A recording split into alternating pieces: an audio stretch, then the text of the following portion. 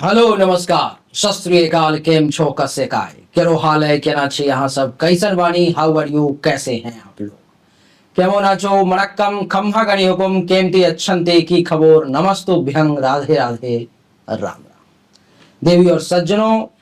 आज मैं एक विशिष्ट विद्वान के साथ एक विशेष विषय पर मैं चर्चा करने जा रहा हूं जिसमें कि सनातन धर्म से संबंधित जितने भी विवादित प्रश्न हैं उस प्रश्न का भी उत्तर लेने का मैं प्रयास करूंगा। इसमें देवी भागवत से संबंधित, महाभारत से संबंधित, द्वापर युग से संबंधित, त्रेता युग यानी कि भगवान श्री राम रामायण से संबंधित लगभग जितने भी प्रश्न हैं जो आज हमारे और आपके मन में उठते हैं और जिसका सही उत्तर हमें नहीं मिल पाता। कई बार हम अपने मन में कल्पना करते हैं कि अच्छा ऐसा हुआ होगा तो ये हुआ होगा, अथवा कोई आपको कुछ कह देता है आप भी समझ लेते हैं कि नहीं ये जो कह रहे हैं सही कह रहे हैं, यही बात होगी। यानी कि सनातन धर्म को बदनाम करने की भी जो साजिश है वो बहुत ज्यादा हो रही है, अभी आप देख रहे हो। तो आज हमारे साथ एक विशिष्ट विद्वान मिथिला की पावन धरती से महामहिम श्रीमान कुलानंद झा जी हैं। आपका बहुत बहुत स्वागत है मेरे चैनल पर। धन्यवाद। आज इनसे सबसे पहला प्रश्न जो मैं करना चाहता हूं वो ये है कि धर्म क्या है? कि धर्म शब्द जो है वो बहुत व्यापक है। बहुत व्यापक अर्थों में धर्म का प्रयोग अपने सनातन धर्म में किया जाता है। जी धर्म ऐसे धर्म का अर्थ होता है धारण करना। जी धारणा धर्म इत्याहो धर्मो धारयति प्रजा यत्स्यात् धारण संयुक्तम जी तत् धर्म इति कथ्यते। धारण करने के कारण ही इसको धर्म कहा गया है। धारण करना क्या है? धारण जिससे सब धारण करना, जैसे आप ये धरती है, जी हमारा शरीर है, आपका शरीर है, जी तो इस शरीर ये धर्म में भी दो होता है, एक कारण धर्म एक कार्य धर्म होता है। अच्छा। तो कार्य धर्म को हम अदल बदल कर सकते हैं, लेकिन कारण धर्म धारण करने का अर्थ यह हुआ कि ये जो शरीर है जल पावक गगन समीर से निर्मित, जी जी तो इसको रहने के लिए ये पानी चाहिए, इसको जी भोजन चाहिए, जी प्रकाश चाहिए, जी धरती चाहिए, आकाश चाहिए, तब इसकी गतिविधियां चलती हैं और ये रहता है। जी जी तो ये जिस तत्व से इन सारी चीजों की व्यवस्था होती है उसको धर्म कहते हैं। अच्छा। और वो धर्म कारण धर्म है जिसका परित्याग हम नहीं कर सकते हैं। उदाहरण के लिए गीता जैसे पानी छोड़ करके हम कैसे रह सकते हैं? धरती छोड़ करके हम कैसे रह सकते हैं? हवा छोड़ करके कैसे रह सकते हैं? नहीं। इसको जैसे गीता में है ना, सर्वधर्मान परित्यज्य माम एकं शरणं व्रज, जी तो वहाँ कार्य धर्म के बारे में ही कहा गया है। अच्छा। ऐसे जो हमारा सामाजिक धर्म होता है ना, कहते हैं माता पिता के प्रति क्या धर्म है, जी जी जी अपने संप्रदाय के प्रति क्या धर्म है, जी जी देश के प्रति क्या धर्म है, जी। तो ये सारे कार्य धर्म है। हाँ, आप देशभक्त बन भी सकते हैं और नहीं भी बन सकते हैं। हाँ। कोई माता पिता की पूजा करता भी है, कोई नहीं भी करता। नहीं भी करता है, लेकिन ये अन्न जल सांस ये अच्छा, ये भी धर्म है। ये भी धर्म है। यही कारण धर्म है। ये जो धारण करता है, वेदों में पंडित कहते हैं, ये पंडित लोग कहते हैं ये ऋत सत्य, ये सब क्या है? जी ये सब धर्म ही का नियम है। जो धारण करता है, ये व्यवस्था जो चल रही है, ये अनंत जो ब्रह्मांड है, जी जी जी और उस ब्रह्मांड के अंतर्गत छोटी सी हमारी पृथ्वी है, एक छोटा सा ग्रह है, जी जी और ये कैसे लटका हुआ जी और इसमें सारी व्यवस्थाएं चल रही जी। है। इसको जो चलाता है वही धर्म है। उसी नियम को धर्म कहते, वही धारण करना हुआ। हाँ। और बाकी जो ये गौण धर्म है, जिसको कार्य धर्म हमने कहा, वो धर्म आप अपना भी सकते हैं, नहीं भी अपना सकते। ये देखिए, ये पहली बार सुनने को ये मिला है। ये ऐसे अपने यहाँ जो सरदर्शन है ना, जी जैसे पूर्व मीमांसा है, उत्तर मीमांसा है, जी ये पतंजलि योग दर्शन है, सांख्य है, न्याय है, वैशेषिक है, जी जी तो ये ये जो धर्म से संबंधित वहाँ इसका अर्थ थोड़ा और बदल जाता है। जी। अथ धर्मानुशासनम, जैसे जितने कर्मकांड हैं अपने यहाँ, जी। उन सब की व्यवस्था ये पूर्व मीमांसा में है। अच्छा। पूर्व मीमांसा में कर वो जैमिनी जी। उसके आचार्य हैं। जी। तो अथ धर्मानुशासनम, जी। अब धर्म की शिक्षा, उस धर्म के अंतर्गत ये सब आ जाता है। वर्णाश्रम धर्म है, और ये आश्रम का हुआ, और फिर ये वर्ण ब्रह्मचर्याश्रम आदि हुआ ना। जी। जी। जी। और फिर ये वर्ण जो ब्राह्मण क्षत्रिय वैश्य शूद्र, इनके कर्म आदि की सारी, ये यज्ञ जाप सब। जितना जो कुछ है वो सारी व्यवस्था है उसमें पूर्व मीमांसा में। जी। जी। और उसका पहला सूत्र है अथ धर्मानुशासनम, और पूरा दिया हुआ है कैसे ब्राह्मण है, ये इसका क्षत्रिय क्या है। अर्थ हुआ इस श्लोक का जो अभी आपने? इसका अर्थ हुआ कि अब हम धर्म के बारे में जानकारी प्राप्त करें। अच्छा। अब हम धर्म को जाने। जी। जी। जी। जी। तो उसमें सारी व्यवस्था है कि किस समय में ये ब्राह्मण का उपनयन होना चाहिए, मुंडन होना चाहिए, उसके बाद फिर वो क्या पर है, वो यज्ञोपवीत संस्कार होता है ना। जी। जी। जी। जी। विवाह। तो उस समय कहते हैं कि वो वेदारंभ, वो जो बटुक है चलता है, कहाँ जा रहे हो, तो कहते हैं पढ़ने के लिए काशी। जी। जी। तो वेदारंभ हुआ ना। जी। जी। जी। तो अथ धर्मानुशासनम, ये जो हुआ ये उत्तर मीमांसा के से ये स्थूल हुआ, क्योंकि इसमें आचार विभाग आदि सब है और सब कुछ इसमें आ जाता है। ये पढ़ने के बाद तब अंत में है, उस सब पढ़ते पढ़ते तब कहता है कि ये अथातो ब्रह्म जिज्ञासा, ये उत्तर मीमांसा या जिसको वेदांत कहते हैं या ब्रह्म सूत्र कहते हैं, उसका प्रथम सूत्र है कि अब हम ब्रह्म को जाने। जी। अपने यहाँ चार, सनातन धर्म में चार है, पुरुषार्थ की चर्चा है ना। जी। है अर्थ, धर्म, काम, मोक्ष, ये चारों है। पुरुषार्थ का अर्थ होता है अपने प्रयास से पुरुष जिसको प्राप्त करने की इच्छा करे, वो पुरुषार्थ, उसको पुरुषार्थ कहते हैं। जी। और परम लक्ष्य है सनातन धर्म का कि स्थूल से चलकर सूक्ष्मतम, जी। जिससे सूक्ष्म कुछ है ही नहीं, वहां पहुंचना। इस पथ का उद्देश्य नहीं है श्रांत भंवर में टिक रहना, किंतु पहुंचना उस सीमा तक जिसके आगे राह नहीं।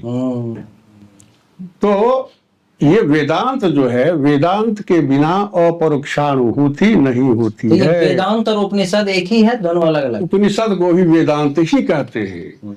ये उपनिषद जो है ना, वो वेदों का शीर्ष भाग है। ऐसा है कि केवल यदि हम शास्त्र बोले, जी। शास्त्र बोले तो उसका अर्थ वेद ही लिया जाता है। जी। जी। केवल शास्त्र बोले तो वेद लिया जाता है। वेदांत में पूजा पाठ जब तब का महत्व नहीं? वेदांत में पूजा पाठ जब तब का तो महत्व है ही, लेकिन ये सब गौण हो जाते हैं। गौण हो जाता है, क्योंकि उसका लक्ष्य है व्यक्ति जो है, जीव जो है, वो अपनी ब्रह्म स्वरूपता को जाने, उसका अप्रत्यक्ष अनुभव, अपरोक्ष अनुभव करे। क्योंकि ये बंधन जो है हमारे यहाँ, वो मूल रूप से जीवत्व में, कर्तृत्व में और भोक्तृत्व में, मैं जीव हूँ, ये हो गया। मैं जीव हूं तो मैं ब्रह्म से कट गया, अलग हो। हाँ, मैं करता हूं, मैंने यह किया, मैंने वह किया तो फिर मैं उसका भोगता हूं, ये बंधन में डालता है। तो हमारे सनातन धर्म का, इस सनातन धर्म की कोई सीमा नहीं है, इसका कोई इतिहास नहीं कि अमुक दिन से ये धर्म शुरू हुआ। जी। गौतम बुद्ध ने जो बौद्ध धर्म चलाया तो उनके बाप का धर्म सनातन नहीं था। अच्छा। महावीर स्वामी के भी बाप का धर्म जैन नहीं था। जी। न ये मोहम्मद साहब के पिता का इस्लाम, न क्राइस्ट जो है उनकी माँ मरियम थी, वो उनसे पहले क्रिश्चियन नहीं थी। लेकिन हमारा जो है, हमारी जो परंपरा है, वो सनातन का मतलब ही होता है। कहते हैं सत्य सनातन धर्म की जय हो। दो लाइन में अगर इसको समझाना चाहें तो धर्म क्या है, अधर्म क्या है, बस 2 लाइन में तो इसको खत्म करेंगे। धर्म ये व्यास जी ने कर दिया है अपने अष्टादश पुराणेषु व्यासस्य वचन द्वयम जी परोपकरणम पुण्याय पापाय परपीडनम। इसको हिंदी परहित सरिस धर्म नहीं भाई या परपीड़ासम। एकदम सरलतम है। व्यास ने सारे पुराणों का मंथन करके ये कह दिया जी कि परोपकार जो है वो पुण्य के लिए है और परपीड़न जो है दूसरों को दुख देना ये पाप के लिए। ये इसका सार है, सार अपने संक्षेप में। जी। ऐसे बड़ी व्याख्या हुई है हमारे यहाँ। कर्तव्य और धर्म में क्या अंतर है, इसको भी संक्षिप्त में बताएं। अब कर्तव्य जो है, जी कर्तव्य अब किसका कर्तव्य? लोग तो धार्मिक भी होते हैं अधार्मिक भी होते हैं, जी। जिनको धर्म से कोई मतलब जी नहीं हुआ तो उनका कर्तव्य अलग हो जाता है जी और जो मानता है उसका कर्तव्य अलग हो जाता है। लेकिन कोई माने या न माने, जैसे मैंने पहले कहा ना कि ये कारण धर्म है, जी। उसको कोई नहीं मान करके कहाँ जाएगा? कोई कहेगा कि हम धर्म नहीं मानते हैं, ये पानी को नहीं मानते हैं, वायु को, ऐसा जा ही नहीं सकता। वो हमारे ऋषियों ने सत्य को देखा, अनुभव किया। अरे पहले अर्थ को ही देख लिया, तब शब्द ब्रह्म वेद के रूप में आया। जी उसका खंडन कोई कर ही नहीं सकता है। ये जितनी बातें हम लोग उसके विरुद्ध में सुनते हैं जी जी वो सब आगत बातें हैं और जानबूझ करके ऐसा लोग करते हैं। ये हमारा जो धर्म, जिस परिप्रेक्ष्य में हम सनातन धर्म को लेते हैं, उससे कोई निकल ही नहीं सकता, निकल ही नहीं सकता। निकल ही नहीं सकता। सही बात। तो आज पहली बार आपको जानने को मिला होगा जो पानी पीना भी धर्म है, पानी, हवा, छित, जल, पावक, गगन, समीर जो कहते हैं ये भी धर्म है। ऐसा पहली बार शायद मुझे लगता है कि आपको सुनने को मिला होगा। बाकी तो सत्य बोलना चाहिए, पुण्य करना चाहिए, ये सब तो आपने काफी बार सुना होगा जो ये धर्म है। भक्त कौन है और भगवान कौन है? भक्त बड़ा है या भगवान बड़ा है? इसमें बड़ी ये विनम्रता है। भक्त के लिए तो भगवान से बढ़कर कोई है ही नहीं। ये भावात्मक बात है। जी भक्ति जो है ना, जी ये भावात्मक बात है। इसमें हृदय की प्रधानता है। ज्ञान जो है, ज्ञान ही जब नर्तन करने उल्लसित होता है आनंद से, जी तब भक्ति आती है। अच्छा तब भक्ति आती है। और भक्ति में ये भगवान की शरण में भक्त इस तरह से वो अपने को समर्पित कर देता है। जी सुखी मीन जे नीर अगाधा जिमी हरि शरण नए को बाधा। जी वो निश्चिंत हो जाता है।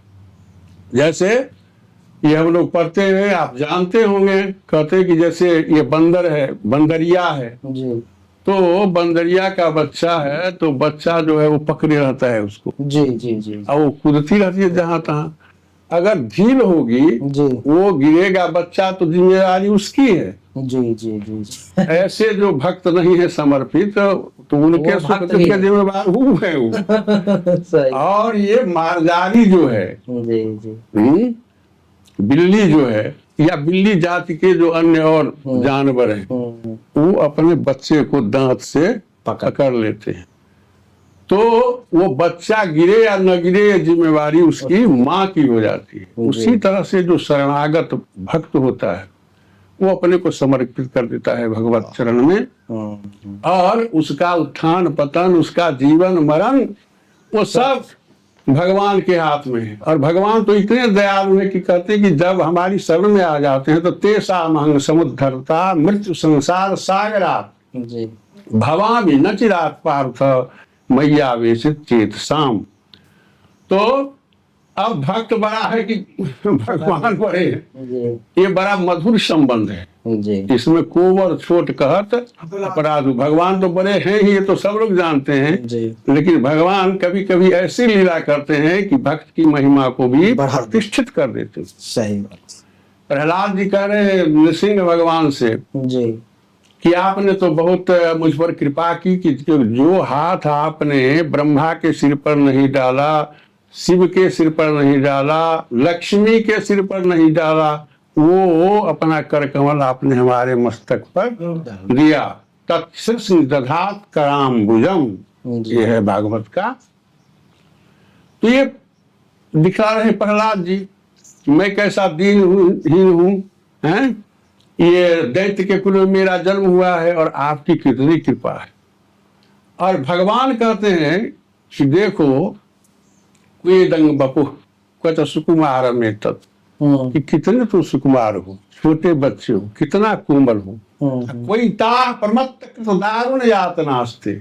और ये जो प्रमत्त मतवाला ये हिरण्यकशिपु ने कितनी यातनाएं तुमको नहीं दी। आलोचित हो या कहा कि ये अभूतपूर्व दृश्य हमने देखा, तो क्षमतव्य मंग जज में समय विलंबा, बेटा तू क्षमा कर देना, मुझको आने में जो देर हुई उसके लिए। अब देखिए भगवान सिंह को देखिए, जब कोई इतने क्रुद्ध थे कि कोई देवता वहां जाने के लिए हिम्मत नहीं कर रहे थे। और प्रहलाद, तो ये दोनों एक से एक है, देव भक्त को कहे बड़ा तब भी कोई बात नहीं है, भगवान को कहे। भक्त और भगवान एक दूसरे को सब बराबर ही हो, तो जब समर्पित हो गया बस वो सब हो गया, सब कुछ वही है।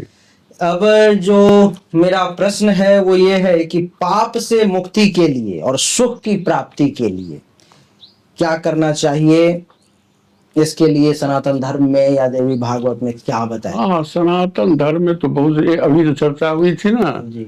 ये अथा तो धर्म जिज्ञासा मीमांसा की, तो है उसके अतिरिक्त जो बहुत सारे धर्म शास्त्र हैं अपने यहाँ, जैसे मनुस्मृति है, याज्ञवल्क्य स्मृति है, ये पंडित लोग सब जानते हैं करते हैं, तो उस सब में धर्माधर्म क्या पाप है क्या पुण्य है ये सब दिया हुआ है। उसके लिए प्रायश्चित भी दिया हुआ है कि किसी से ऐसा कोई व्यक्ति नहीं है जिससे कभी कोई पाप नहीं हो जाता है। गाते हैं ना सिनेमा में, जिसने पाप न किया हो और पाप ही न हो तो हो ही जाता है। तो उसको महसूस करना, मनुष्य जो है अद्भुत कृति है, प्रकृति की सर्वोत्तम कृति मनुष्य है, और मनुष्य को बना करके भगवान ने छोड़ दिया कि जितना उत्तम से उत्तम हो सकता था उतना हमने बना दिया। अब तुम्हारा जो कर्तव्य है उसके अनुसार तुम पाप में गिरो या पुण्य में गिरो, इसलिए हमारी जिम्मेवारी बढ़ जाती है। कोई पशु गाय भैंस कहीं बैठ करके वो शास्त्रार्थ नहीं कर सकते, वो श्रवण उपदेश नहीं कर सकते। किसी पशु को आपने ठठाकर हंसते देखा है? नहीं, वो नहीं देख सकते हैं आप। ये सब मनुष्य को ही मिला है। अब मनुष्य की जिम्मेवारी है कि वो अपने को उठावे या गिरावे। और अभी तो हम लोग ने चर्चा की थी कि सबसे बड़ा पाप तो ये परपीड़न, दूसरे को दुख देना, और उससे मुक्ति है सेवा। जो हो चुका उसके लिए ये पश्चाताप करना, यही प्रायश्चित है, और आगे के लिए सेवा करना, दूसरों को सुख पहुंचाना, यही सब पुण्य है, और इसी से छुटकारा मिलता है। ऐसे अपने यहाँ जो वेदांत दर्शन है ना जी, और जहाँ ये अपरोक्षानुभूत की बात होती है वहां पाप पुण्य सब नीचे छूट जाता है। वेदांत में पाप पुण्य की चर्चा नहीं है, ये सब नीचे, क्योंकि ये सब नीचे की बात है जी। और जो आत्मा है जी, आत्मानुभूति, वेदांत का मतलब क्या है? आत्मानुभूति जो करें जिस ग्रंथ के द्वारा जी, जिन मंत्रों के द्वारा, तो वो आत्मा जो है उस तक कोई पाप या पुण्य या कुछ भी, वो निर्विकार है, अविकारी है, उसमें कोई विकार जा ही नहीं सकता। पाप पुण्य कुछ, वो नित्य शुद्ध बुद्ध है जी। और ये अविद्या से तादात्म्य कर लेने के कारण जीव अपने स्वरूप को भूल गया। आप वही आनंद है जी, जी। जो परमात्मा की सत्ता है वही सत्ता आपकी भी है जी। जो परमात्मा का चैतन्य है वही चैतन्य आप में भी है जी, जी। जो परमात्मा का आनंद है वही आनंद आप में भी है। आप स्वयं सच्चिदानंद है जी। लेकिन हमने इसको भुला दिया, तादात्म्य कर लिया बाह्य जो जगत है, लेकिन हमने भुला दिया। लेकिन सच्चाई जब वही है तो इसका कोई अगर गलती मुझसे हो गई तो इसका दंड मुझे क्यों मिले? नहीं, सच्चाई तो वही है, सच्चाई वही है, दंड की बात ही नहीं है यहाँ। ये अब इसी के लिए शास्त्र बना है कि इससे जड़ चेतन ही ग्रंथ पर गई या जदक वृखा छूटत कठिनाई। ये अचिंत्य भगवान की लीला शक्ति से जड़ चेतना की ग्रंथ पर गई का मतलब ये हुआ कि जो चैतन्य है उसने यह स्थूल शरीर से ये तादात्म्य कर दिया कि मैं शरीर हूँ। जी मैं शरीर हूँ तो भय आ गया कि मैं मर जाऊंगा, जी जी ये बुढ़ापा आ रहा है, रोग आ रहा है, हैं? तो जरा मरण मोक्षाय मामाश्रित यतन्ति जे जी ते ब्रह्म तद्विदो। ये भगवान ने गीता में कहा है कि इस जरा मरण से कैसे छुटकारा मिलेगा। जी ये तो पड़ गए, हर क्यों का जवाब नहीं है, लेकिन हम पड़ गए जी और इसको अनुभव कर रहे हैं। जी तो इससे छूटने के लिए जी जो उसी के लिए है, ये भक्ति भी है, उसी के लिए योग भी है, उसी के लिए ज्ञान भी है। जी जी तो जहाँ ज्ञान का संस्कार है वो वेदांत में जाएगा। मामूल जिसको वैराग्य का भाव नहीं है वो वेदांत को नहीं समझ सकता है। मैं उस समय मैंने शुरू किया था, इस शास्त्र से वेद का बोध हुआ, जी शिष्यते हितोपदिश्यते अनेन इति, जी जी और बाद में आके हुआ कि उसी का फिर विभाग हुआ, जी निगम आगम। जी निगम में जो ये ब्राह्मणात्मक जो मंत्र है वेद का जी वो रह गया मूल, और आगम में सारे वेद शास्त्र और ये गुरु महापुरुषों को जो बात ऐसी वाणी है वो सब। जो वेदांत को समझने लगे उसके लिए तो पूजा पाठ ये सब करना बेकार है, कोई मतलब नहीं है इसका। वो लोक संग्रह के लिए करता है। अच्छा। क्योंकि यद्यदाचरति श्रेष्ठ तत्तद्देवे तरोजना सजत प्रमाणं कुरुते लोकस्तदनुवर्तते, कि श्रेष्ठ जन जैसा आचरण करते हैं दूसरे लोग भी वैसा ही आचरण करें करते हैं। इसलिए गीता में भगवान का आदेश है जी कि ज्ञान सिद्ध हो जाने पर भी, जी ब्रह्मानुभूति हो जाने पर भी श्रेष्ठ जनों को जो अच्छे कार्य है उसका परित्याग नहीं करना चाहिए। जैसे हमारे यहाँ जनक जी थे ना जी। इसलिए अगला प्रश्न जो मेरा है थोड़ा सा संक्षिप्त में उत्तर देंगे क्योंकि अगला प्रश्न है, पुराण में बताए गए भोग और मोक्ष के मार्ग से हम आधुनिक जीवन में संतुष्टि और शांति कैसे प्राप्त करें। सबसे पहले तो ये बताएं जो मोक्ष क्या है, मोक्ष मरने के बाद मिलता है या यहीं पर में मिलता है पहले ही? नहीं, मोक्ष वेदांत के अनुसार यही जीवन मुक्ति है। अच्छा। जीते रहते जीवित हैं और मुक्त हम हो गए। यही देखिए वो धर्म का आदेश है। धर्मशास्त्र कहता है कि इतना यज्ञ करोगे, इतना दान करोगे तब स्वर्ग मिलेगा, वहाँ ये कल्प वृक्ष है, जो चाहोगे सामने आ जाएगा, वहाँ सुंदरियां हैं, परियां हैं, बहुत स्वर्ग की कामना है, इंद्र हैं। ये जो धार्मिक विभाग है जिसमें कर्म कांड है, सब में संकल्प करते हैं कि करने से क्या होगा, ये सब मिलेगा जी। लेकिन इसको बताया गया, गीता में कहा कि भाई ये जो है क्षीणे पुण्य मर्तलोकं विसंति, ये ऐसा हुआ कि आपकी कमाई भी बैंक बैलेंस हुआ, वहां जाकर के भोग कीजिएगा, फिर वहां से आपको ढकेल दिया जाएगा, आप यहाँ चले आइएगा। आपका प्रश्न था कि मेरा प्रश्न ये है कि भोग और मोक्ष के मार्ग से हम आधुनिक जीवन में संतुष्टि और शांति कैसे प्राप्त? हाँ, तो भोग से तो संतुष्टि हो ही नहीं सकती है। अच्छा। भोग से संतुष्टि कभी आज तक हुआ ही नहीं किसी को है। बुझे न काम अग्नि तुलसी कहूँ विषय भोग बहु भीते। तुलसीदास जी ने कहा कि ये काम की जो इच्छा है, भोग की इच्छा है, वो ऐसी आग है कि उसमें जितनी आहुति आप देते जाएं, मतलब जितना भोग करते जाएं, वो भोग की इच्छा और बढ़ती जाती है। और दुर्भाग्य यह है, अरे भोग का मतलब हुआ कि आप वस्तु के पराधीन हो गए जी। हमको खूब अच्छा अच्छा भोजन चाहिए, नहीं मिला तो दुखी हो गए। अच्छे लोगों का, ऐसे ऐसे लोगों का संग चाहिए, नहीं मिला तो दुखी हो गए। ऐसा मकान चाहिए, नहीं मिला तो आप तो पराधीन हो गए। मुक्त का मतलब है एकदम छलकता हुआ आनंद, जहां हम किसी के अधीन नहीं है। तो भोग से तो मुक्ति मिल ही नहीं सकती। और वर्तमान में आप देख ही रहे हैं, हम लोगों ने जो देखा है, अभी जो हमारी उम्र है, बचपन में जो देखा, उससे कई गुना संपत्ति धन समाज में आ गया। घर द्वार सब, ये गाड़ी घोड़ा, ये सब दो चार ये समस्तीपुर लोग तो पैदल यहाँ से जाते थे, अब मोटा बांध करके लाते थे। ये सब हो गया, लेकिन शांति मिली? नहीं मिली। शांति नहीं मिली। भोग से कभी शांति मिल ही नहीं सकती है, ये एकदम अकाट्य सत्य है। जी जी। ऐसा होता तो हमारा देश तो हमारा ही देश है, जो अभी सबसे बड़ा वो आर्थिक और सैनिक क्षमता अमेरिका में है ना। जी जी। तो वहां क्यों नहीं शांति मिल गई? क्यों वहां हमारे विवेकानंद जी गए और जोगानंद जी गए और महेश जोगी गए और हजारों हजार एकड़ में उनकी संस्थाएं बनी और सब शांति के लिए लोग दौड़ दौड़ करके। तो भोग से कभी शांति हो ही नहीं सकती है।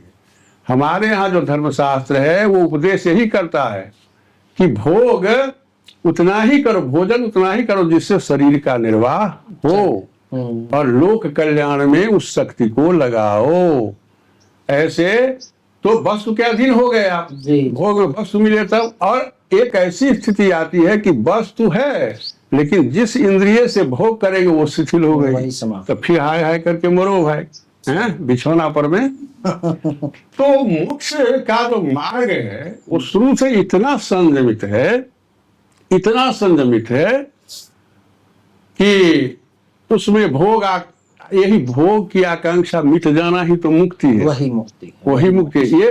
ये बंधन स्वर्ग और नर्क यहीं पर में है, मरने के बाद कहीं कुछ ऐसा शास्त्रों में है कि मरने के बाद मिलता है, लेकिन आप उसका ये विकल्प में आप यहाँ अनुभव कर सकते हैं। विवेकानंद जी ने अपने भाषण में कहा था पाश्चात्य देशों में कि स्वर्ग क्या है कि खूब धन हो, जवानी अवस्था हो और सारे भोग सामग्री जो है यूं ही मिलता चला जाए, तो समझ लो यही स्वर्ग का जो वर्णन है सो यही है। लेकिन अपने यहाँ खासकर वेदांत में या अन्य धर्मों में जो बहिष्ठ है, जहन्नुम है और हेवन है, ये बात अपने यहाँ जो मूल ये वेदांत है, उपनिषद है, उसमें नहीं। उसमें है कि अभी मुक्ति, आप मुक्त ही हैं, आप मुक्त ही हैं जी। और ये धोखा तो हो गया है कि मैं मुक्त नहीं हूँ, मैं मुक्त हूँ, इसी को तो छुड़ाना है। मुक्त होने के लिए अपने भोग को त्याग करना पड़ेगा। और उपदेश वो जो है ना, और जितनी बातें हैं और उच्च से उच्च जो स्थिति है सनातन धर्म की, चाहे वो ये योग दर्शन से हो, सांख्य से हो, वैशेषिक से हो, न्याय से हो, उसके लिए आप कुछ कर सकते हैं, अलग से करते जाएंगे। लेकिन ये मूल बात जो है कि आप अपने ब्रह्मत्व को जान लें, इसके लिए कुछ करना नहीं, कुछ करके इसको नहीं हुआ तो इसके लिए उपदेश है जी जी। अभी श्रवण की चर्चा हुई थी ना जी। ये श्रवण जो है ये बहुत प्रबल है जी। श्रवण का मतलब ये नहीं होता है कि हम बैठे हुए हैं, कुछ कोई बोल रहा है कुछ सुन लिए। श्रवण का मतलब है उसका सुन करके समझना और उसमें जो उपदेश दिया गया है उसको अंगीकार करना, स्वीकार करना। यानी कि रामायण की कथा, सुंदरकांड की कथा, हनुमान चालीसा इत्यादि जो हम लोग सुनते हैं, बस उससे कोई लाभ नहीं मिलने वाला। लाभ मिलेगा आपका भाव। लाभ क्यों नहीं मिलेगा? सुंदरकांड में भी तो, सुंदरकांड में जो ये श्री राम की चर्चा है, सीता की चर्चा है, ये कौन है? राम। अरे सीता कहाँ मिली जनक को? खेत में मिली जी। खेत का वो संस्कृत में कहते हैं क्षत्र जी। इदं शरीरम कौन्तेय क्षत्र मित्य विधीयते एतद् जो व्यक्ति तंग प्राहु क्षत्रज्ञ इति तद्विदा।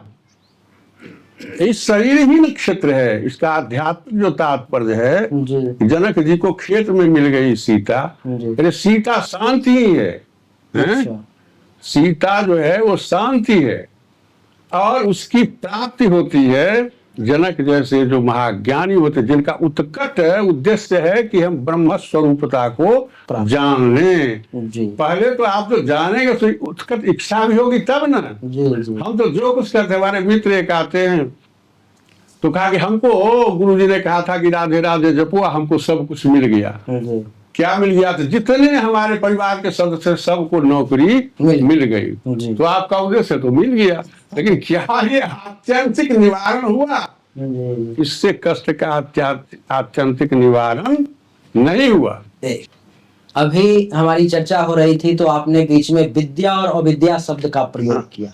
तो ये विद्या क्या है, अविद्या क्या है, इसके बारे में थोड़ा बताइए। विद्या भगवान की वो शक्ति है जो जीव को भगवान तक ले जाती है, अच्छा। और अविद्या वह है जो ये एकदम सीधी सारी बात है, जो जीव को ये संसार की तरफ ले जाती है, ये यानी विद्या। और मैं जो कह रहा था जी। वो दूसरे संबंध में, क्योंकि ये अंतर प्रत्यगात्मा जो है, जी। प्रत्येक का मतलब प्रत्येक अंतरतम वस्तु जो है जीव की, जी वहाँ दोनों चीजें हैं। जी। जैसे सागर में नीचे कीचड़ भी है, शैवाल भी है, और मणिमाणिक भी है, जी जी उसी तरह से वहाँ जो विद्या मूलक आत्मा का स्वरूप है, असंगो है अंकुरुषः, असंगता।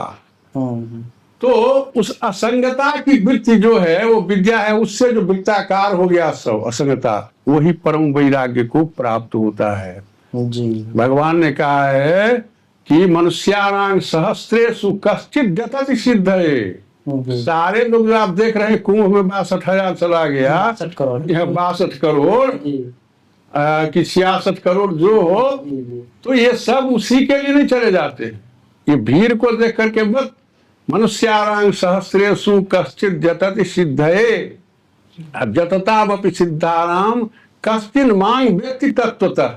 जी इसी में मैं कह रहा था कि जब शास्त्र कहते तो वेद, फिर उसके कैसे हुआ क्रम, और जिस समय में ये पूर्व मीमांसा की चलती थी, वेद तो सामाजिक रूप से, जैसे पंडित गण करते हैं ना, बैठ करके वेद ध्वनि, जी ये आहुति हवन की जी। क्रिया, शाम सुबह, ये सारे चलते थे। जी जी तो धीरे धीरे जब उपनिषद, ये वेद शीर्ष, तो ये ज्ञान का मार्ग हुआ। जी ज्ञान के मार्ग में व्यक्तिगत साधना होने लगी जी कि हम ब्रह्म की प्राप्ति करें। करें।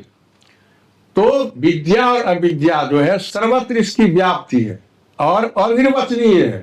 मतलब शंकराचार्य ने कहा कि इसको मूल रूप से कह देना, ये कहा नहीं जा सकता है, क्योंकि दोनों अनादि। अच्छा। तो ऐसे हम लोग समझते हैं कि विद्या जो हमको वास्तविकता की ओर ले जाए, ब्रह्म स्वरूपता की ओर, एग्जिस्टेंस, अस्ति या अस्मि, मैं जो हूं, एक बोध होता है ना। जी जी जी। तो ये अजर अमर आत्मा जो है, कभी किसी को ये बोध नहीं होता है कि मैं मर गया हूं या मैं मर गया, मर गए थे तो अब आए कहां से, या मर जाऊंगा, ऐसा बोध किसी को नहीं होता है। क्यों? वही अमरत्व के कारण होता है, अमरत्व के कारण होता है। अभी तो अभी आप कह रहे थे कि 62 करोड़ 66 करोड़ लोग गंगा स्नान के लिए गए, तो गंगा स्नान से क्या कोई लाभ नहीं है? गंगा स्नान लाभ तो है ही, लेकिन जिस लाभ की बात आप कर रहे हैं वो लाभ दूर है। अच्छा। गंगा रामकृष्ण परमहंस महापुरुष थे, जी तो उनसे कहा कि महाराज ऐसे लोग गंगा स्नान के लिए जाते हैं तो पाप समाप्त हो गया। तो कहा कि भाई ऐसा होता है कि जब गंगा में जाते हो ना, तो पाप उतर करके और पेड़ जो किनारे किनारे होता है बैठा रहता है, और जब डुबकी लगा कर निकलते हो तो फिर वही चल जाता है। चल जाता है। हाँ। तो ये है कि तो भाव की बात है, उससे भी लाभ है, पवित्रता है, सब कुछ है। गंगा क्या नहीं है, लेकिन आपका जो वेदांत है, हाँ, वो वेदांत, इस विषय पर क्या? वेदांत का ये है कि जो कुछ है वो आप ही हैं। आप गंगा स्नान करने से कोई लाभ नहीं है, ऐसा वेदांत का कहना है।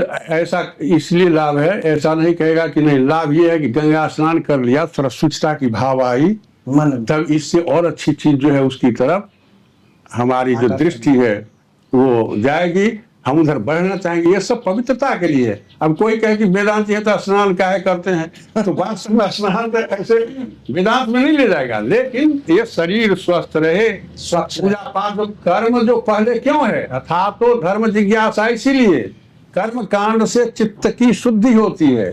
जी मन बुद्धि अहंकार ये जो है अंतःकरण, जी उसकी शुद्धि होती है, और शुद्ध होने तब धीरे धीरे वो जो प्रत्येक आत्मा है उसकी किरण झांकने लगती है, अच्छा। इसलिए झांकने लगती है। इसलिए ये सब जो है, कोई एक भी चीज इसमें हमारे यहाँ जो चल रहा है ना, अभी चर्चा होती है ना, सनातन, जी सनातनस्तं पुरुषो मतो में, जी। भगवान सनातन है, सत्य सा उसकी परिभाषा है, ना सतो विद्यते भाव, ना भावो विद्यते सतः, सतः अभाव न विद्यते। जी सत्य का जिसका अभाव त्रिकाल में नहीं है वही सनातन है, वही सत्य है। सनातन के अलावा जो बाकी जितने और जो है अभाव न विद्ये ना सतो विद्यते भाव ना भावो विद्यते सतः असतः भाव न विद्यते असतः अभाव न विद्यते। त्रिकाल में जो बाधित है और वही आप हैं जी, वही आप हैं। अब ये तो सत्य हुआ, जो कुछ आप देख रहे हैं वो सत्य हुआ। जी सत्यं सत्यं तत्वात् संजुष्टः जी शिव लोक हितार्थ कृत और सुंदरम हृदय ग्राही काव्यम काव्य दुषाम प्रियम। कहते हैं ना सत्यम शिवम सुंदरम, उसकी ये व्याख्या है। जी तो सत्य और चित्त जब स्पंदन आया, सत्य जो पूरा पसार, जी ये भी अनंत, और उसमें जब स्पंदन आया तो ये चेतना का द्योतक है। अपने यहाँ जड़ तो किसी को माना ही नहीं गया, वहां भी पत्थर में भी चेतना है, डिग्री का अंतर है। जी जो सुप्त है और धीरे धीरे मनुष्य में आकर के सबसे अधिक हो गया, परमात्मा का तो पूरा प्रकाश ही है। तो ये वेदांत का अंतिम जो है अपरोक्षानुभूति जी या ब्रह्मानुभूति, ब्रह्म से हम अलग कैसे हो गए, औपाधिक भेद है। जी इस शरीर जो हुआ ना, इसको उपाधि कहते हैं, प्रयोजकश्चोपाधि। जी जो प्रयोजक है आप, ये अज्ञान भी है। जैसे रामायण में पढ़ते हैं ना, रज्जौ जथा हीर भ्रमः, तुलसीदास ने लिखा यत सत्वाद मृषैव भाति सकलम रज्जौ जथा हीर भ्रमः रज्जौ जथा अहेह भ्रमः। अहि कहते हैं सर्प को, षष्ठी एक वचन में अहे है। जी तो जैसे रस्सी में सांप का भ्रम हो गया, और ये भ्रम तब तक रहेगा जब तक वो प्रकाश नहीं आएगा कि नहीं सांप नहीं, ये रस्सी है। तो उसी तो वहां जो है वो रस्सी उपाधि हो गई। जी जी उस सांप के होने में रस्सी उपाधि, उसी तरह से जीव होने में ये शरीर जो है ये उपाधि है। वो रस्सी ये शरीर बना। हाँ, जैसे घटाकाश है ना, एक आकाश एक घड़ा रख दीजिए, उसमें भी आकाश है, लेकिन वो घड़े में है तो इसको कहते हैं घटाकाश। लेकिन घट जब फूट गया तो आकाश में आकाश मिल गया। उसी तरह से ये शरीर जो है इसको औपाधिक, ये एक उपाधि है जिससे हमने वो परमात्मा से अपने को अलग समझ लिया, काट लिया। और परमात्मा और आत्मा दोनों एक ही है, एक ही है। वेदांत में आत्मा और ब्रह्म, ये आत्मा और ब्रह्म की ही चर्चा हुई है। ये परमात्मा तो फिर जो कर्म करते हैं अच्छे कर्म और बुरे कर्म, उसका फल कौन भोगता है?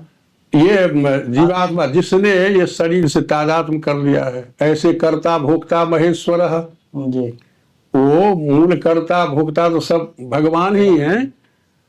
सगुण साकार, सगुण साकार उनमें भी है, ये निर्गुण निराकार सगुण साकार अपने यहाँ तो है ना सनातन की। वो जो निर्गुण निराकार है वही सगुण साकार भी होता है। और ये जो कहते हैं भोक्ता कर्ता, जिसमें कर्तापन आ गया वही ना भोगेगा जो कर्ता।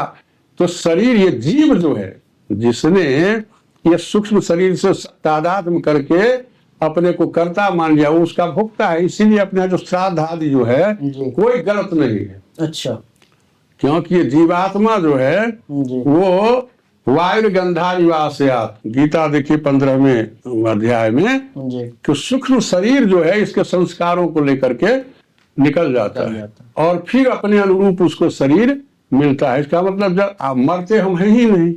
अच्छा, आत्मा की मृत्यु होती ही नहीं है। तो हम उनके लिए जहां जो कुछ करते हैं वो जिस रूप में जैसा शरीर मिलता है वो हमारे पूर्वजों को। अभी आप कह रहे थे कि अगर मैं कर्ता मान करके ये काम करूं तो ही मुझे इसका दंड। हाँ, जो अकर्ता है, अकर्म, अगर हम कोई बुरा काम करते हैं और ये कहते हैं कि भगवान मुझसे करवा रहा है या मैं उनको सौंप, ऐसा नहीं होगा।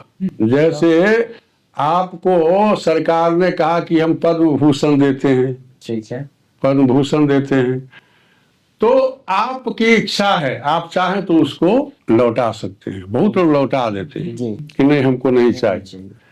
लेकिन आपको किसी हत्याकांड में जज ने फांसी की सजा दे दी, जी आप कहें कि इसको हम लौटाते हैं, ये नहीं होगा।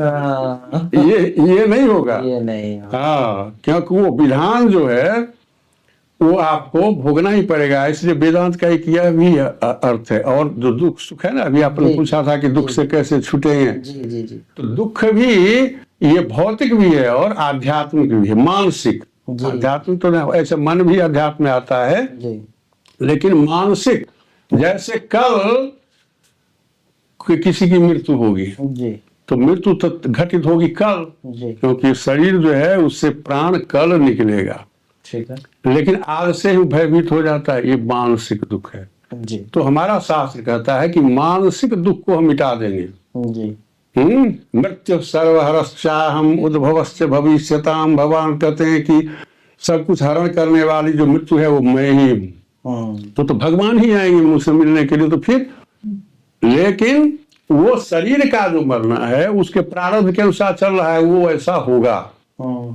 शरीर का जो है प्रारब्ध का निर्माण कैसे होता है? प्रारब्ध कर्म ही से होता है। प्रारब्ध कर्म, प्रारब्ध का मतलब जिसका प्रारंभ हो चुका है। अच्छा अपने यहाँ माना गया है प्रारब्ध संचित क्रियमान, ये कर्म एक तो जो आप कर रहे हैं, जी एक जो है वो करके जमा कर दिया है, अभी उसका फल मिलने वाला नहीं मिलेगा, लेकिन अभी नहीं मिला। एक है जिसका फल मिलना शुरू हो गया, इसी को प्रारब्ध प्रारब्ध कहते हैं। तो ऐसे दिखते हैं ना, जैसे हम खेती करते हैं, गेहूं की खेती हुई तो 2-3 महीने में हमको फल मिल जाएगा, या आम रोपेंगे तो 5 साल में मिलेगा। इसी तरह से कुछ कर्म होता है, ये शरीर ही चुक जाता है, तो फिर आगे वो भोगना पड़ता है। एक और कहते हैं कि कर्म करो फल की चिंता मत करो, शायद ऐसा गीता में ये लिखा तो है। गीता ही का सिद्धांत है, कर्मण्येवाधिकार लेकिन कैसे- मां फलेषु कदाचन।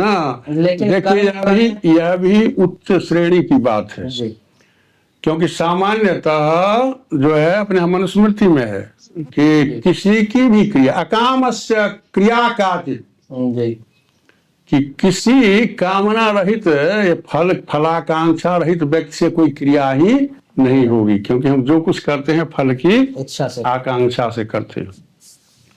तो फलाफल की प्राप्ति और प्राप्ति में जी हम सुखी दुखी होते हैं, यही फल का भोगना न हुआ। जी जी जी और जिस कर्म में हम कोई कामना नहीं रखते हैं, जी कामना कर्तव्य कर्म है, हमको ये करना है यह मान करके करते हैं, कर्तव्य मिति।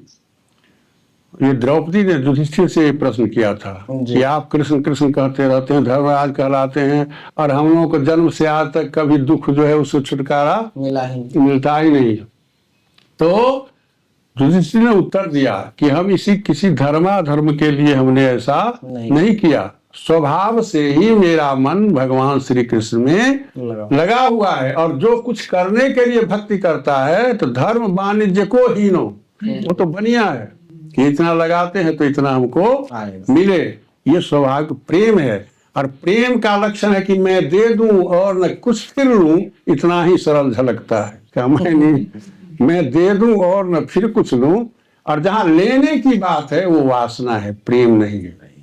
यहाँ के देना और भी जो हमें फल मिल रहा है, या अभी जो मैं और आप कर रहे हैं, वो पूर्व जन्म का कर्म है या क्या है? वो कहते हैं कि पूर्व जन्म का जो कर्म है उसी का फल अभी आपको मिलता है, तो ये पूर्व का भी रहता है।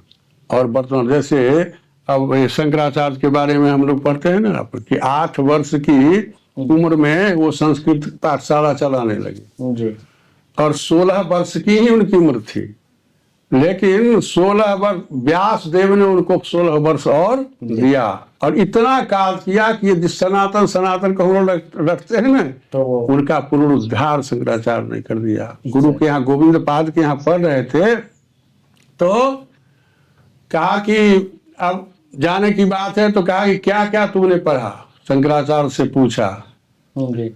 तो शंकराचार्य ने कहा कि गुरुदेव आपने जितना बताया है उसको कहना तो संभव नहीं है, लेकिन यदि मुझसे तो उन्होंने कहा कि अब शिष्य लोग भी उत्कंठित है कि तुमने क्या सीखा। तो मेरा अगला प्रश्न ये है कि राजा हरिश्चंद्र, जो आज भी कहावत है, आज लोग कहते हैं कि सत्यवादी में तो सत्यवादी राजा हरिश्चंद्र, राजा हरिश्चंद्र हमेशा सत्य बोलते थे, सत्य के मार्ग पर चलते थे, हमेशा धर्म का काम करते थे, मगर कोई भी दुनिया का ऐसा कष्ट नहीं है जो राजा हरिश्चंद्र को नहीं हुआ। ऐसा क्यों? सत्यवादी की परीक्षा कहाँ होगी? अगर सामान्य जीवन हमारा है, सारी सुख सुविधाएं हमको उपलब्ध है, जी और तब हम सत्य बोल रहे हैं, तो सामान्य बात है। अच्छा ये सामान्य बात है, तो कुछ बात ही नहीं है। जी बात तो यह है कि जब हमारी सारी प्रतिष्ठा को कौन कहे, हमारे प्राण भी संकट में पड़ जाएं, जी लेकिन प्राण जाई बरु वचन न जाई। महाराज दशरथ को देखा ना, जी जी जी हैं? वो मर रहे हैं, छटपटा रहे हैं, और कैकेयी नहीं मान रही है, लेकिन प्राण चले गए, लेकिन वचन को नहीं टाला। तो ये राजा हरिश्चंद्र की जो कथा है जी जी कि अब ये सब कुछ दान दे दिया, वो अभी स्वप्न में दे दिया, जी स्वप्न में दे दिया, और विचार कर ही रहे हैं कि ऐसा मंत्रियों से कि ऐसा हमने स्वप्न देखा कि एक ब्राह्मण को सब कुछ दे दिया, तब तक विश्वामित्र आ गए। पहुंच जाते हैं। हम्म। तो अब तो मंत्री कहता है कि स्वप्न तो स्वप्न है, जी उसमें दे दिया तो क्या हुआ? तो हरिश्चंद्र कहते हैं कि आप अभी जो हम कर रहे हैं, मान लो यही स्वप्न हो, यह भी तो हो सकता है ना। जी जी जी तो स्वप्न में किया हुआ दान दे दिया, और दक्षिणा में उनको बिकना पड़ा ना, दक्षिणा। विश्वामित्र ने कहा कि ये तो अपने कहा कि खजाना से दे दो दक्षिणा, तो कहा कि खजाना तुम्हारा रहा क्यों? ये खजाना हमारा होगा, खबरदार।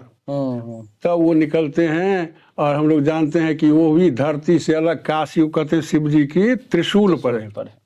तब वहां जाते हैं, और जितनी पीड़ा हो सकती है जी वो सारी पीड़ाएं वहां आए और झेल रहे हैं, लेकिन अपने वचन पर अडिग हैं।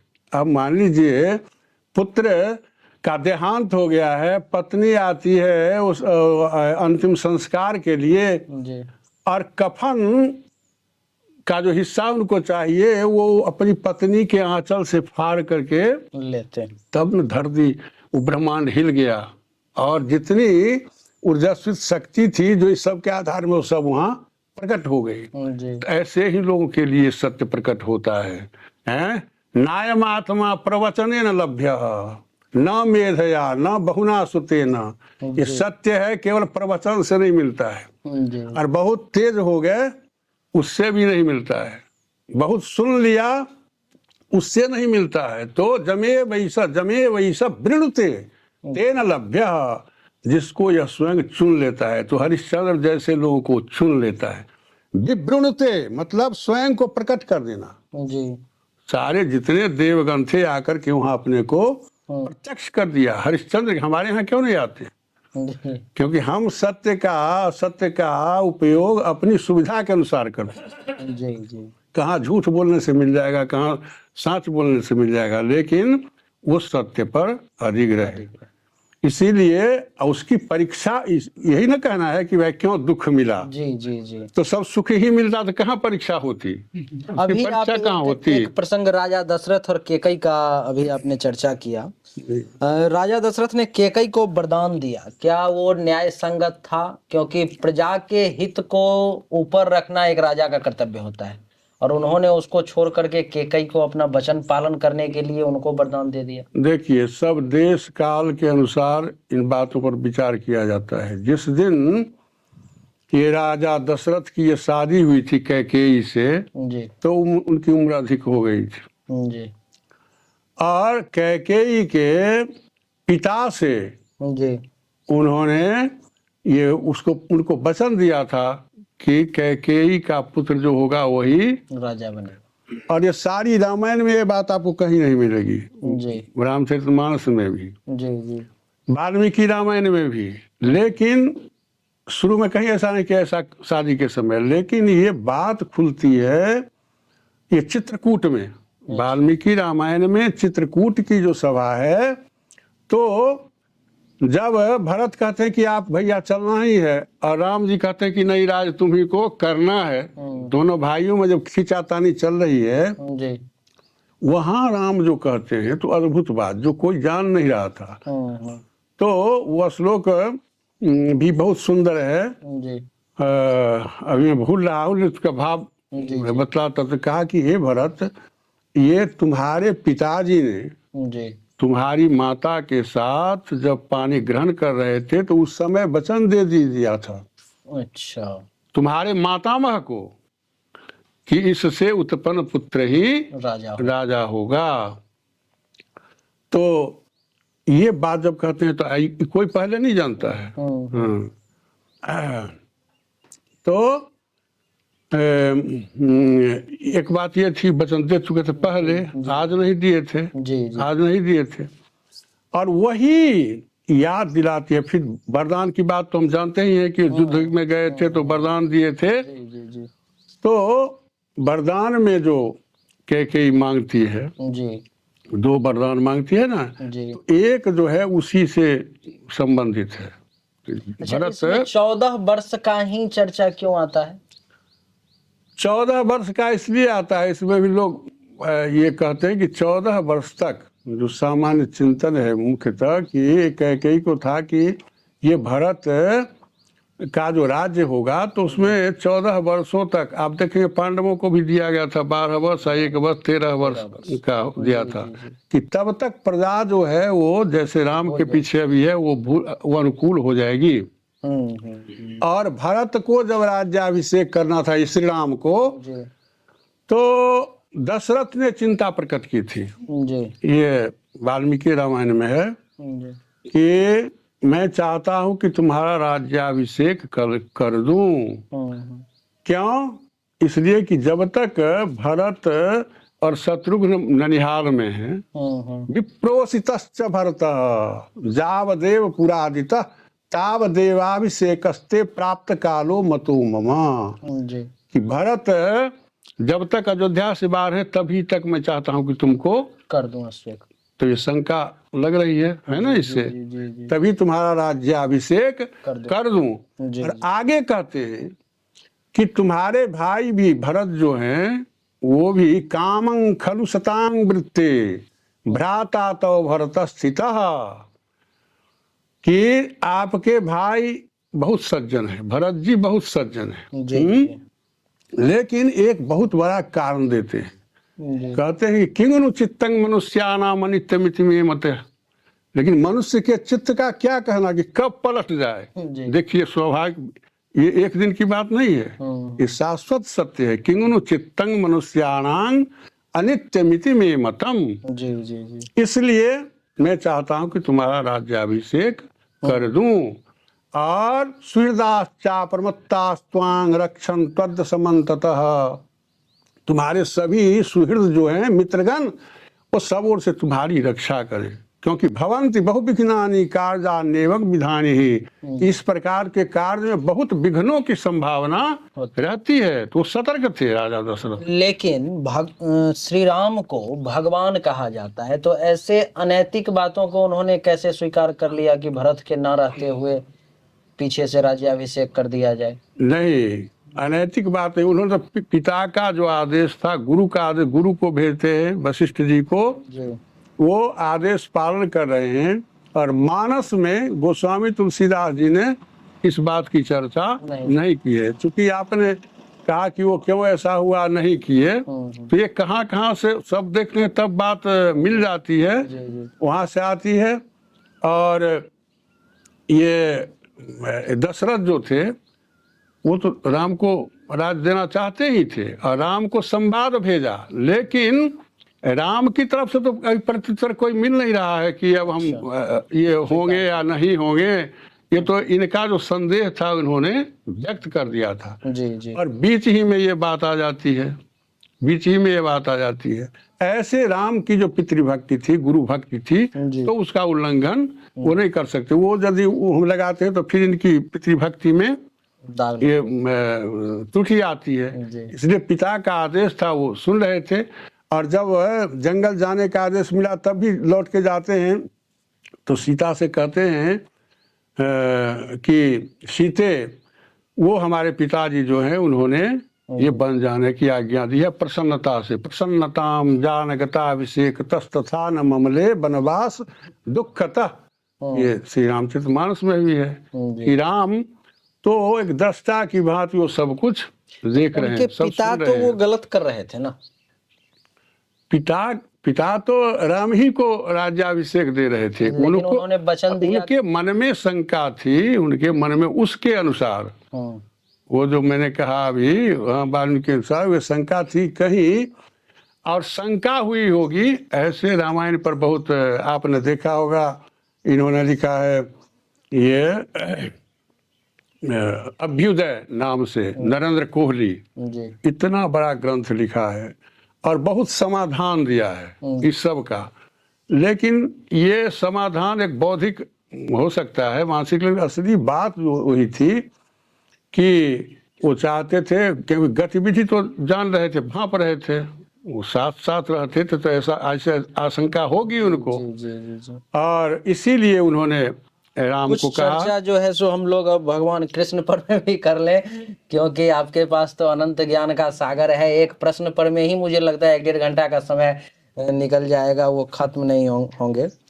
प्रश्न ये है भगवान श्री कृष्ण को लेकर के, अभिमन्यु को भगवान श्री कृष्ण बचा सकते थे, लेकिन उन्होंने नहीं बचाया। जबकि महाभारत काल में उन्होंने कई सारे पक्षपात किए, जैसे कि जयद्रथ वध इत्यादि, और भी बहुत सारी चाहे इनका वध, गुरु द्रोण का वध, और भी बहुत सारी चीजें आती हैं। तो उन्होंने अभिमन्यु को क्यों नहीं बचाया? सबको, 5 पांडव को बचा लिया, और भी 7-8 लोग उसमें आते हैं कि बच गए।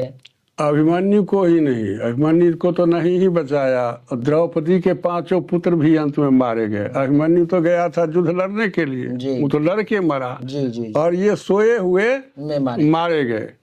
ये सोए हुए मारे गए। जी। तो पौराणिक दृष्टि से देखेंगे तो सबके पीछे कहीं ना कहीं एक कथा आ जाती है, अपनी जो परंपरा है जी उसमें। जी जी और ऐसे भगवान कृष्ण, अब ये 5 द्रौपदी के 5 पांडव, ये 5 पुत्र मारे जाते हैं, जी तो प्रतिशोध में अर्जुन पकड़ करके ले आते हैं वो अश्वत्थामा को। जी। और अश्वत्थामा कहते, भीम कहते हैं कि इसको मार दो। सारे लोग क्रुद्ध हैं, जी। लेकिन जब लगा कि मार ही देंगे लोग, तो द्रौपदी कहती है कि ऐसा मत करो, अच्छा। ऐसा मत, ये गुरु पुत्र हैं जी और मेरे पुत्र तो इनके मारने से जिएंगे नहीं। अब देखिए, यही उदात्तता, वो जो परिस्थिति आएगी उसी में ना व्यक्ति की उदात्तता देखी जाती है। जी तो द्रौपदी कहती है कि जैसे मैं निपुती हो गई हूँ, तो एक निपुती स्त्री जी जिस दुख का अनुभव करती है वही जानती है। तो यदि इसकी हत्या करते हो तो गुरु माता भी इसको ही, निपोती। इसलिए हम तो हो गए सो हो गए। लेकिन कितनी बड़ी बात है, तो भगवान ने कितनी बड़ी रक्षा बात क्यों है। नहीं की उन लोगों की? रक्षा नहीं ना करना चाहिए। मैंने पहले कहा ना कि एक मानसिक जो है जिसका निवारण कर सकते हैं, एक प्रारब्ध जो है वो ऐसा होना ही होना है। ये जो रक्षा करते तो युद्ध बचा ही क्यों नहीं सके। हाँ, युद्ध क्यों नहीं? वो जो गए थे दूत बन करके, तुलसीदास ने एक दोहा लिखा है जी कि जो दुर्जन सुख बोध के होते योग्य सुजान, तो क्यों ना, वो मैं भूल रहा हूँ, तो भगवान श्री कृष्ण गए प्रश्न थे ये भी सही में आ रहा है। तो दुर्जो, हाँ, जो वो तो भगवान थे, और कहते हैं कि भगवान के इच्छा के बिना कुछ तो नहीं होता। भगवान जो थे, लेकिन आए थे क्यों? कि नरलीला के लिए ना आए थे। ये जानते हैं, ये तो मरे तो पांडव और उनके सारे वंशज भी तो मर गए। हाँ, वो किसी को क्या बचा नहीं नहीं बचा पाया। तब? तो भार जो था, यदा यदा ही धर्मस्य ग्लानिर्भवति भारत अभ्युत्थानम अधर्मस्य तदात्मानं सृजाम्यहम् परित्राणाय साधूनाम। ये बहुत प्रशस्त श्लोक है, लोग गाते हैं। विनाशाय च दुष्कृताम धर्म संस्थापनार्थाय संभवामि युगे युगे। जी तो ये धरती का भार उतारने के लिए वो आए थे, धरती का भार उतारने के लिए। और उसी में व्यक्ति जो उदात्त है, अनुदात्त है, वो सब भी हम देखते हैं। वो चरित्र है, रक्षो वधाय न केवलम हरे। भागवत में श्लोक है कि भगवान का अवतार केवल राक्षसों के वध के लिए नहीं होता है। अच्छा। मर्त्यावतारस्तु है मर्त शिक्षणम।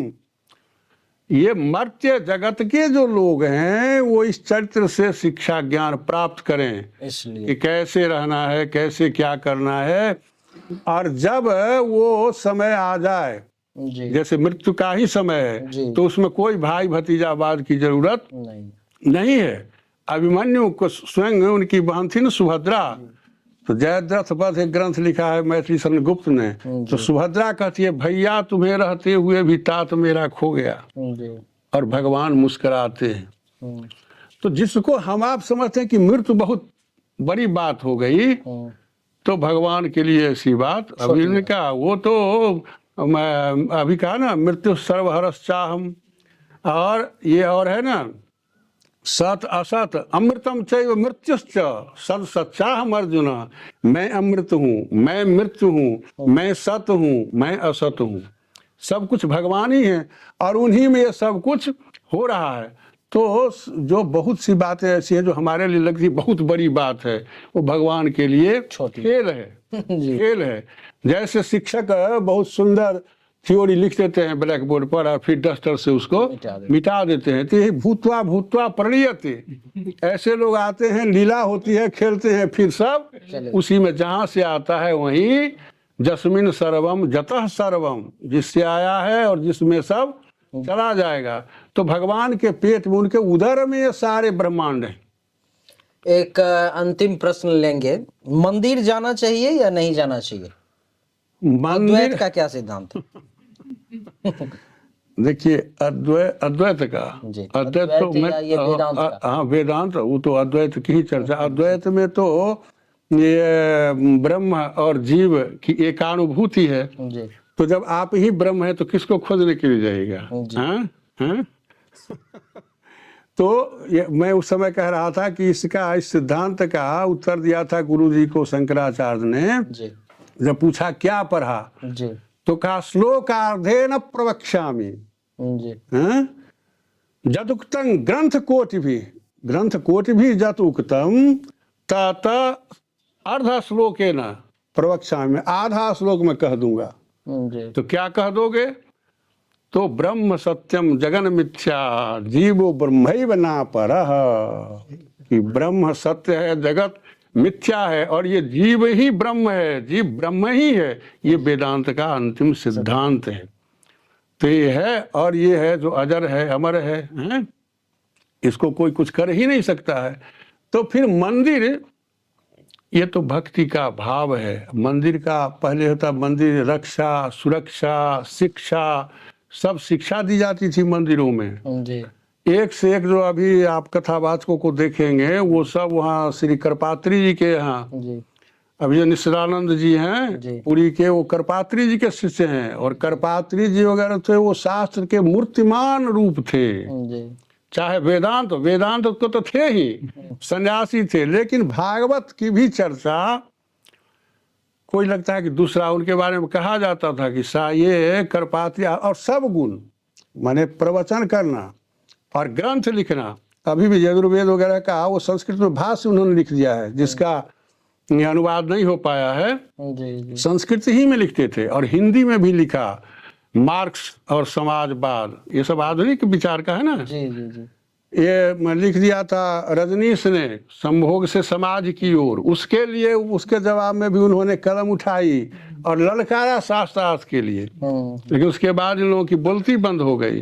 राहुल सांकृत्यायन, जी वो सब भी नास्तिक थे, और उस ढंग से सनातन धर्म के ये विरोध में, आलोचना में बोलते थे। उन लोगों को कहा कि हम खाना पीना भी देंगे, तुम यहाँ रहो, हमसे शास्त्रार्थ करो। डॉक्टर संपूर्णानंद को पराजित किया था।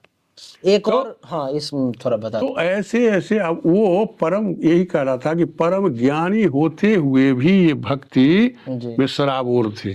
ज्ञान बड़ा है या भक्ति बड़ी है? दोनों कोवर छोट कहत अपराध हो, ज्ञान ही भक्ति ही ज्ञान ही नहीं कछु भेदा, उभय हरहि भव संभव खेदा।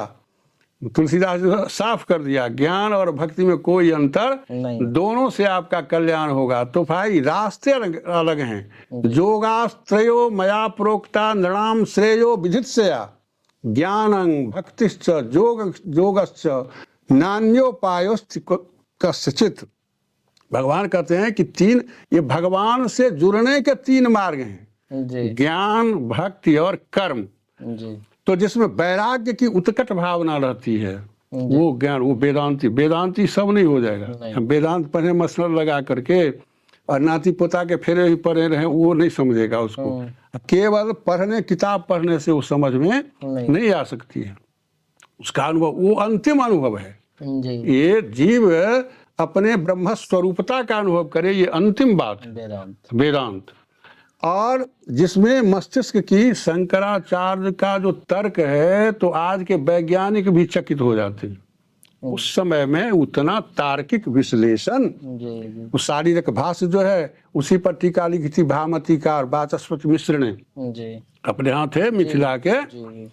तो उन्होंने टीका लिखी, और कितनी टीकाएं लिखी गई हैं। अभी जो ये विद्यारण्य स्वामी वगैरह की पंचदशी वेदांत ग्रंथ है, वो सब का आधार वो शंकराचार्य थे। जी। तो सारे लोग वैसे नहीं हो जाएंगे। अब फिर उन्हीं के विरुद्ध में देखिए रामानुजाचार्य आए। रामानंद, यहाँ हृदय की प्रधानता थी कि हम भगवान भगवत स्वरूपता का अनुभव हम नहीं करें। तुलसीदास ने कहा कि जीव की ईश समान, ये कैसे होगा, जीव अलग है ब्रह्म अलग। तब न प्रेम। रामकृष्ण परमहंस कहते थे कि चीनी बन जाओगे तब मिठास का स्वाद कौन लेगा। हाँ? सही है। अरे चीनी है, हम अलग हैं, चीनी अलग है, तब न मिठास का। जी। जी। तो ये भक्तों का ये कहना है, दोनों मार्ग कोई किसी से कम नहीं है। तो एक है जहाँ हृदय की भावुकता है वहाँ भक्ति चलेगी, जहाँ ज्ञान वैराग की पराकाष्ठा है वहाँ ज्ञान चलेगा, और जहाँ कर्म की प्रधानता है, कुछ लोग हैं जो बिना कर्म किए हुए वो। इसीलिए गीता को भी लोगों ने अपनी अपनी आंखों से देखा। गीता एक दर्पण है, जो उसके सामने जाता है अपना ही चेहरा देखता है। तो गीता रहस्य में लिखा, ये लोकमान्य बाल गंगाधर तक ने, इसमें केवल कर्म ही कर्म है। शंकराचार्य ने कहा कि इसमें केवल ज्ञान ही ज्ञान है। रामानुजाचार्य ने कहा इसमें केवल भक्ति ही भक्ति है। जो जैसा देखा। हाँ, जो ये सब का निर्माण एक जैसा नहीं ना हुआ है। एक ब्रह्म होने के बाद भी जब जीव रूप में आता है तो उसका संस्कार जो है, परिवेश जो है, इस सब का प्रभाव पड़ता है। फिर कैसे लोगों से उसका जन्म हुआ है। अरे अपने यहाँ जो मनुष्य में आता है तो पहले औषधि जो है, ये पुष्णामि चौषधि सर्वा सोमो भूत्वा रसात्मक, ये चंद्रलोक में जाता है। और वहां से वो औषधि में, ये जो वनस्पतियां है, गेहूं है, जौ है, और जो कुछ है उसमें आता है। उसका पुरुष भक्षण करता है, उससे शुक्र बनता है। उससे शुक्र बनता है। तो अब भगवान कहते हैं कि अहं वैश्वानरो भूत्वा प्राणी देह माश्रिता, तो उससे बना। अब अनुमान कीजिए ना कि एक बूंद तरल पदार्थ से कैसे सृष्टि हो जाती है। अरे उसमें नाक भी है, कान भी है। आंख जो कर सकती है वो नाक नहीं कर सकती है, कान जो कर सकता है वो हाथ नहीं कर सकता है। कैसी विलक्षण। इसलिए अनिर्वचनीय, इसका कोई, ये जो बना हुआ है उसमें डॉक्टर लोग ऑपरेशन कर देते हैं, कुछ माल मिला हुआ है उस पर चलाते हैं, लेकिन कितनी विलक्षण ये बात है। अच्छा, तो एक और प्रश्न है कि मांसाहार या शाकाहार क्या होना चाहिए। देखिए, खासकर अपने देश में और देश जितने हैं ना, वहाँ वर्ण संकरता है। जी। अपने यहाँ जो वर्ण व्यवस्था जब तक थी, अब तो इतिहास की बात हो गई है, तो न कर्म संकरता थी और न वर्ण संकरता। यहाँ संग में बोलता हूँ तो तालव्य स नहीं, दंत्य स। और बाकी देश के लोग जो हैं वर्ण संकरता है। कोई कहीं से उसको संतान पैदा कर ले, आज उसके साथ रहकर जिसकी नकल अपने यहाँ अब हो रही है, लोग बेचैन हो रहे हैं, बेचैन हो रहे हैं। और एक कर्म संकरता है कि सब काम सब करेगा। ये आरक्षण वगैरह जो है, अपने यहाँ बड़ी निश्चिंतता थी, वर्ण व्यवस्था थी। ब्राह्मण का पुत्र है तो वो वेदाध्ययन करेगा, विद्या पढ़ेगा, यज्ञ करेगा, जय कराएगा, अध्ययन, वो निश्चिंत था। तो ब्राह्मण है और हमारा जो है सो पेशा एकदम निर्धारित है, क्षत्रिय है, तो समाज का रक्षण भी तो चाहिए। तो इसलिए वो समझता था अपनी जिम्मेवारी। वैश्य है, अब उत्पादन जो शूद्र करेगा तो उसको फिर यहाँ से वहाँ ले जाना, जहाँ जरूरत है उसको कौन करेगा, तो वैश्य करेगा। तो इसलिए ये सारी व्यवस्था बनी हुई थी और लोग निश्चिंत थे, किसी में हीन भावना। ये ऊंच नीच की बात नहीं थी, ये बंटवारा जो था वो क्या कहें उसको, वो क्षैतिज था, जी। जैसे क्षितिज मैदान है ना, जी। इमली का पेड़ है, औरा का है, बरगद है, इस बराबर तरह से, सबको बराबर। इस तरह था। और उसको बना दिया लोगों ने नीचे ऊपर, नीचे ऊपर करके, और फिर उसका ये ऐसा तो होता है, कोई भी महापुरुष आते हैं, कोई भी नियम बनता है तो कुछ दोष कालांतर में हो जाता आ ही जाता है। जी, जी। लेकिन उस दोष को भी बढ़ा चढ़ा करके अब क्या है, जाति मिट गई है, छुआछूत समाप्त है। जी। अब जो हम ही हैं जो सर्टिफिकेट लेते हैं कि हम अमुक जात के हैं, हमको ये चाहिए सुविधा, जी। लेकिन उस जाति से यदि कोई हमको संबोधित कर दे तब केस मुकदमा हो जाता है। अब ये कहाँ की बात है, उस जाति से संबोधित कर दे तो तुरंत आपको जेल जाना होगा। और हर कर्म के लिए हर व्यक्ति लड़ रहा है। जी। इसलिए अच्छा, यहाँ पर मैं एक और प्रश्न आती है, जो ये जन्म से वर्ण या कर्म से, ब्राह्मण, नहीं, क्षत्रिय, जन्म जो है, जन्म का मतलब जन्म से ही, जाति जो शब्द है ना, वो भी जन धातु से ही है। अच्छा। जाति, जी। जाति। अब मान लीजिए अगर ये कर्म से आप ब्राह्मण मानेंगे, जी। हाथ से काम करते हैं ना, जी। तो पहले हाथ होगा कि कामे हो जाएगा? हाँ। पहले हाथ होगा तब ना, ये कर्म के लिए तो ये हाथ है ना, जी। जी। ये कर्मेंद्रिय है, जी। तो हाथ होगा तब ना आप काम कीजिएगा। जी। तो हाथ हुआ तब कर्म हुआ। जी। उसी तरह से कोई कर्म जो कर के हो जाएगा दूसरी जाति का, तो कर्म कैसे कर लेगा? पहले जन्म उसका होगा कि तब ना, अच्छा। पहले तो जन्म होगा, तब ना कर्म होगा। जी। जी। इसलिए ये जो बात चल रही है, चलती रहती है, कर्म से प्रतिष्ठा, हमारा जो देश है ना, कोई भी रहे लेकिन योग्य है उसको प्रतिष्ठा देता है। देता है। गांधी जी को बापू कहा, अम्बेडकर को बाबा कहा, कबीर दास, रैदास, इनकी पूजा कौन नहीं करता है, इनको कौन नहीं मानता है? सही। लेकिन ऐसा नहीं कर सकते कि कबीर दास ब्राह्मण हो गए, ब्राह्मण थे या ब्राह्मण हैं, ये नहीं कर सकते। ब्राह्मण होगा जाति से ही, अच्छा, कर्म से नहीं। वो गीता में आजकल एक चर्चा में काफी चलती है, गुण कर्म विभाग सा वाली जो। हाँ, तो है, ठीक है, लेकिन उसमें देखिएगा, उसमें है चातुर्वर्ण्यम मया सृष्टम। जी। सृष्टम ये पास्ट टेंस का है, भूतकाल का है। जी। चातुर्वर्ण्यम मया सृष्टम, अच्छा। मैंने सृष्टि की 4 वर्णों की। कैसे? तो गुण कर्म विभाग से, जो जैसा गुण था उसमें जो कर्म था, गुण मतलब रजोगुण, तमोगुण, सतोगुण, जी। और जैसा कर्म किया था उसी संस्कार के अनुसार हमने जो जिसका जो था उस जोनि में उसको रख दिया। अच्छा। ब्राह्मण लोग इसका अर्थ ये लगाते हैं कि गुण कर्म विभाग सब, जो जैसा माने जो कर्म का, ऐसा हो ही नहीं सकता है। देखिए, ऐसे कमरेड भाई लोग कहते हैं कि सब समान हो ही नहीं सकता है। मूल एक ही है। लोग कहते हैं जब एक ही भगवान से हैं, एक ही भगवान से, एक ही हाथ से 5 उंगलियां हैं, जी। क्या ये बराबर हो जाएंगी? नहीं। अब बराबर हो जाए तो जैसा काम अभी आप कर रहे हैं वो कर लीजिएगा, नहीं कर सकते। इसलिए ये प्राकृतिक नियम है कि सब समान नहीं हो सकता है स्थूल रूप से, लेकिन हमारी जो साम्यता है, ऐसा साम्यवाद दुनिया में कहीं नहीं है। सर्वभूतेषु जेनैकं भावमव्ययमिक्षते अविभक्तं विभक्तेषु तज्ज्ञानं विद्धि सात्विकम्। हमारा जो सात्विक ज्ञान है वो सब में एक ही तत्व को देखता है। जी। जी। जी। तो है सब में तत्व एक ही, लेकिन उसका कर्म जो है वो जहां से आया है, यानी कि कर्म का निर्णय अभी नहीं होगा, वो पहले से ही हो चुका है। जैसे आप कर्म कर रहे हैं तो फिर आगे जो आपका जन्म होगा तो हो सकता है कि आप दूसरी कास्ट में चले जाएं, तीसरी, क्योंकि भगवान ने कहा चातुर्वर्ण्यम मया सृष्टम। अभी मान लीजिए जैसे कि एक ब्रह्म ऋषि, राज ऋषि, देवर्षि इत्यादि होते थे, तो इसमें एक प्रश्न ये है कि विश्वामित्र जैसे वो राजपूत थे जाति, लेकिन बाद में फिर उनको ब्रह्म ऋषि का उपाधि दे दी। हाँ, परमर्श का, लेकिन ये नहीं कहा गया कि विश्वामित्र ब्राह्मण है। अच्छा।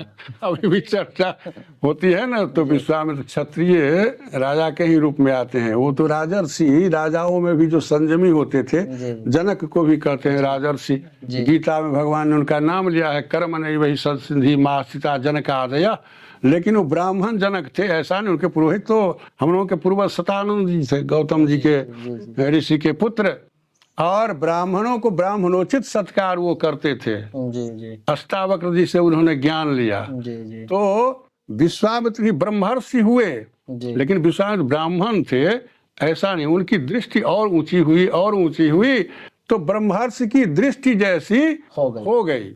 लेकिन वो ब्राह्मण लेकिन ब्राह्मण तो कहीं, आप देखिए ब्राह्मण से ऐसा नहीं। ये सब जबरदस्ती बात है, ये सब लोग जबरदस्ती गौतम मनवाना ऋषि का भी चाहते आपने हैं। नाम लिया, एक और प्रश्न भी आ गया कि गौतम ऋषि की पत्नी अहिल्या थी और भगवान इंद्र भगवान ने उनके साथ छल करके उनका शोषण किया और श्राप अहिल्या जी को मिल गया।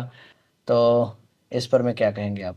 निर्दोष अहिल्या को कैसे कष्ट भोगना पड़ा? इसीलिए ना एक पाणिनीय सूत्र है, जी स्वजो मघोनाम तद्धिते, जी स्वजो मघोनाम तद्धिते, स्वन जुवन और मघवन शब्द का जो रूप है वो एक तरह से जी चलता है।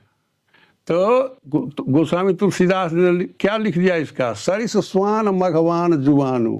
जी इंद्र ने जो यह कर्म किया तो वो देवेंद्र होते हुए उनको कुत्ते की श्रेणी में जाना। रखा गया, कुत्ते की श्रेणी में रखा गया। जी और अहल्या इतनी पवित्र थी, जी गौतम ऋषि ऐसे संयमी थे, उनका तो न्याय शास्त्र के वही ये आचार्य है ना, जी, जी। न्याय के आचार्य वही है। वो न्याय कुसुमांजलि उदयनाचार्य का नाम सुना होगा आप लोगों ने, तो उसी पर वो इनका ग्रंथ है।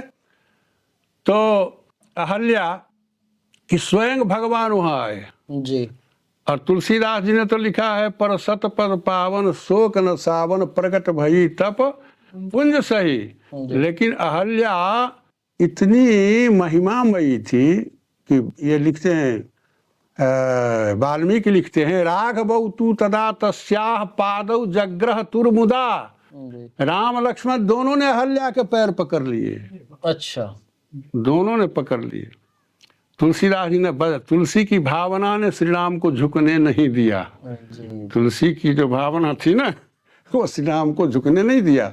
लेकिन असली बात वाल्मीकि लिखते हैं कि राघवौ तू तदा तस्याह पादौ जग्रह तो मुदा, जाते हैं और वो अहल्या के तो ये जो चरण कथा आती है जो श्री राम के पांव लगने के बाद उनका हाँ ठीक है, ये भी ठीक है। इसमें ये भाव है कि तुलसीदास जी बताते हैं कि भगवान ऐसे कृपालु हैं जी और ऐसे महिमामय हैं जी कि उन्होंने पत्थर बनी, ऐसे पत्थर है ना कि पत्थर बनी हुई थी, लेकिन उनको जो शाप दिया था गौतम जी ने, जी वो वात भक्षा निराहारा तप्यंती भस्म साइनी जी अदृष्टा सर्वभूतानाम आश्रमेस्मिन वशिष्यसि। जब गौतम जी को संदेह हुआ तो उन्होंने यही शाप दिया था कि तुम चाहे हवा पी करके रहो, वात भक्षा निराहारा, बिना खाए, और तप्यंती भस्म साइनी, चाहे तपती रहो, लेकिन अदृष्टा सर्वलोकानाम, सभी लोगों की दृष्टि बचा करके छिप करके, आश्रमेस्मिन वशिष्यसि, अस्मिन आश्रमे वशिष्य, इसी में तुमको रहना है। तू तो जड़वत हो गई थी ना।